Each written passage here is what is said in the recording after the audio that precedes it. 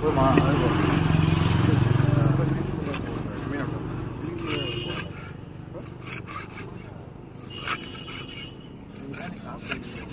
என்ன ஆராய்ச்சி பார்க்கணும்ல.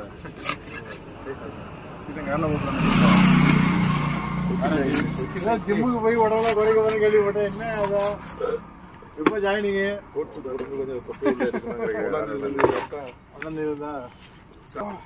ஏன்னா ஜெகன் மட்டும் ஜிம்முக்கு போயிட்டு ஆம்சை ஏற்றிட்டு இருக்கான். சாம் ஒரு மாதிரி தூங்கி கொண்டு இருக்கிறான். நான் சொன்னேன் நீ தான் பாண்டறால ஆமா 3 பேர் போட நல்லா இருக்கும். நான் மட்டும் தனியாக போட்டால் நல்லா இருக்காது எனக்கு. அதனால தான் நான் சொல்லிட்டேன், நீ பாவி போயிட்டு வா, நம்ம ஜிம்முக்கு போயிடுவோம்.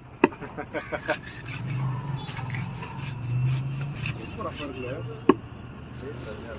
சரியா